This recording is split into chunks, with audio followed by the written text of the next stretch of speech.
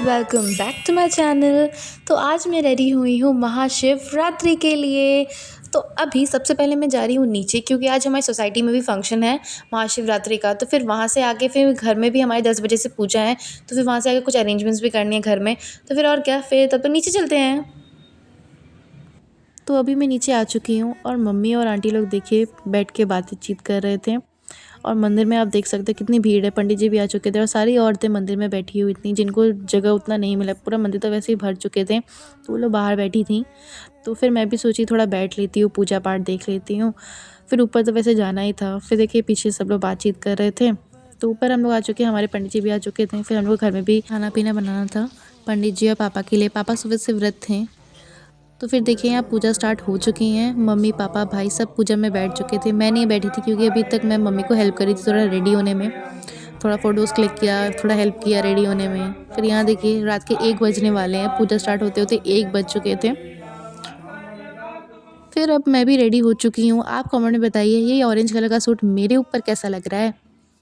इतना ढूंढने पे तो मुझे एक ऑरेंज कलर का ठीक ठाक सूट मिला। तो फिर आपको थोड़ा दिखाने के बाद मैं चली गई पूजा में बैठने के लिए। फिर जब मैं आई तो मैंने देखा भगवान जी का अभिषेक शुरू होने वाले हैं और मम्मी और पापा भगवान जी को सुंदर से फूलों से सजा रहे हैं।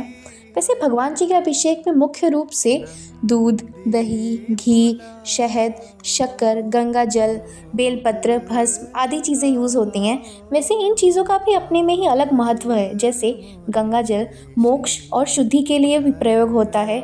दूध लंबी आयु और उत्तम स्वास्थ्य की प्राप्ति के लिए। दही घर में समृद्धि, खुशहाली और प्रसन्नता के लिए प्रयोग होता है। घी मोक्ष, आरोग्य और जीवन में कष्टों को दूर करता है। शहद मधुर वाणी घोलता है। शक्कर या चीनी सुख, समृद्धि और वैभव ले आता है। बेलपत्र पापों का नाश और महादेव की विशेष कृपा पाने के लिए प्रयोग होता है। भस्म नश्वरता का प्रतीक होता है। चंदन शीतलता का प्रतीक होता है। गन्ने का रस धन, समृद्धि और शत्रुओं के नाश के लिए प्रयोग होता है। और इन्हीं सब आदि चीज़ों का प्रयोग करके हम भगवान जी का अभिषेक पूर्ण करते हैं। वैसे ये वीडियो तो मैंने महाशिवरात्रि के दिन ही शूट कर लिया था, पर बोर्ड्स और पढ़ाई के चक्कर में मुझे टाइम ही नहीं मिला इसको अपलोड करने का। और आज 21 फ़ेब है और मैं आज अपलोड कर रही हूँ इसको। फिर यहाँ अभिषेक कंप्लीट करने के बाद हम आरती की ओर बढ़ गए थे। आरती की ओर बढ़ गए थे मतलब पूजा आधा से ज़्यादा कंप्लीट ही हो चुकी थी। रात के 2 या 2:30 बज रहे थे और पता ही नहीं चला पूजा कब कंप्लीट होने वाली थी। मन को इतना आनंद मिल रहा था पूजा में कि क्या पता ही नहीं चला समय का। प्रेम पूर्वक और आनंद से हम लोग की पूजा कंप्लीट भी होने वाली थी।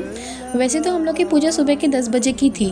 पंडित जी ने सुबह 10 बजे का मुहूर्त दिया था, पर फिर मम्मी ने कहा कि जब साल की इतनी बड़ी पूजा है और मुहूर्त 6 बजे से लग रहे हैं, तो क्यों ना मुहूर्त में ही पूजा किया जाए। तो फिर हम लोग ने ये टाइमिंग चेंज करा के रात के 12 बजे का मुहूर्त लिया। वैसे तो 11 बजे का मुहूर्त था, लेकिन फिर पंडित जी को थोड़ा लेट हो गया और सब कुछ अरेंज वरेंज करते रात के 12 बज गए थे। मम्मी यहाँ आरती भी कंप्लीट हो गई थी। मम्मी ने पूरे घर में आरती दिखाई, हमने भी आरती ली और दोनों हाथ ऊपर करके पूरी ऊर्जा से हर हर महादेव बोल के अपने देवी देवताओं को प्रणाम किया। अब हमारी पूजा यहाँ ऑलमोस्ट कंप्लीट ही थी। तभी लास्ट में पंडित जी ने एक लाइन बोला और मुझे सुनने में इतना अच्छा लगा ना ये लाइन कि मैं आपको क्या बताऊँ। कि बाबा बाबा सब कहे मैया कहे न कोई, बाबा के दरबार में मैया कहे से होए।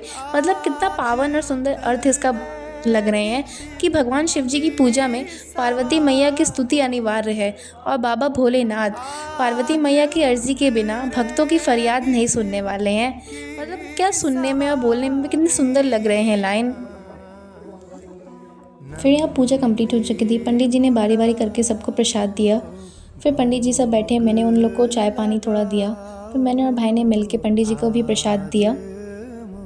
मम्मी पापा यहाँ भगवान जी को फिर से प्रणाम कर रहे हैं।